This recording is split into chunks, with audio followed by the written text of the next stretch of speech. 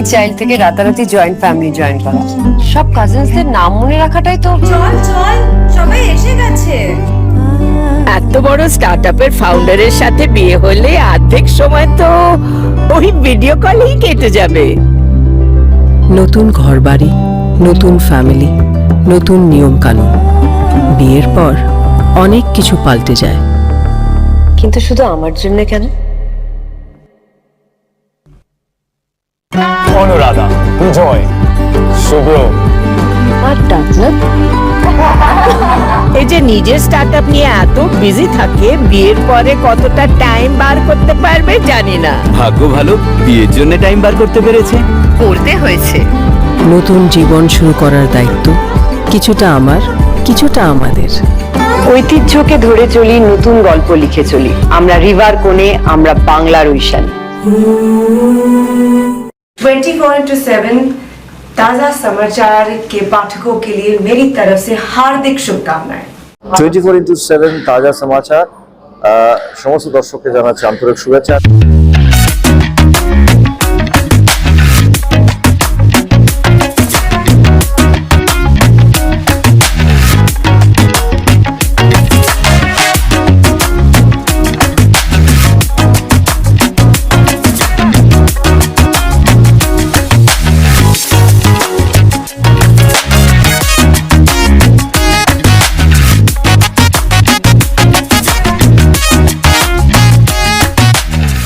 Exclusive jewellery collection DTC London द्वारा best showroom award winner RR Agarwal jewellers, Kolkata Jaipur के बाद अब रौरकेला में भी आरआर अग्रवाल ज्वेलर्स, रिश्ता भरोसे का। तुर्की सरकार के सेंटर फॉर काउंटरिंग डिसइंफॉर्मेशन ने शुक्रवार को बयान जारी कर बताया है कि यह दावा पूरी तरह से गलत है कि अहमदाबाद में क्रैश हुए एयर इंडिया के बोइंग 787-8 ड्रीमलाइनर की मेंटेनेंस तुर्किश टेक्निक नामक तुर्की की कंपनी ने की थी।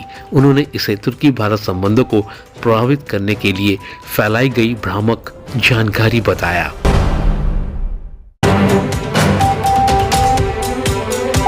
बयान में कहा गया है कि 2024 और 25 के लिए एयर इंडिया और तुर्की की मरम्मत कंपनी के बीच हुआ समझौता केवल B777 प्रकार के बड़े विमानों तक सीमित है। जो विमान हादसे का शिकार हुआ वो इस समझौते के दायरे में नहीं आता।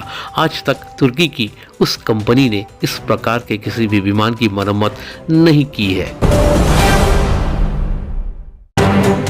तुर्की की ओर से यह भी कहा गया है कि उन्हें इस बात की जानकारी है कि हाल में विमान की मरम्मत किस कंपनी ने की थी, लेकिन वे उसका नाम नहीं बताएंगे ताकि और अफवाहें न फैले। तुर्की ने इस दुखद घटना पर भारत के लोगों के प्रति गहरी संवेदना प्रकट की।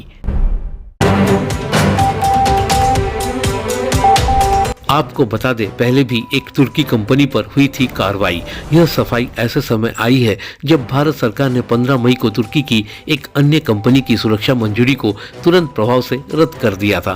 यह कदम तब उठाया गया जब सामने आया कि 8 मई को पाकिस्तान द्वारा भारत पर छोड़े गए मानव रहित हवाई यंत्रों में तुर्की में बनी युद्ध प्रणाली का इस्तेमाल हुआ था। इसके बाद भारत में तुर्की को लेकर व्यापक नाराजगी देखी गई थी और कई लोगों ने तुर्की की यात्रा भी रद्द कर दी थी। गौरतलब है कि गुरुवार यानी 12 जून दोपहर को अहमदाबाद के सरदार वल्लभ भाई पटेल हवाई अड्डे से लंदन के लिए रवाना होने के कुछ ही समय बाद विमान बीजे मेडिकल कॉलेज छात्रावास परिसर पर गिर गया।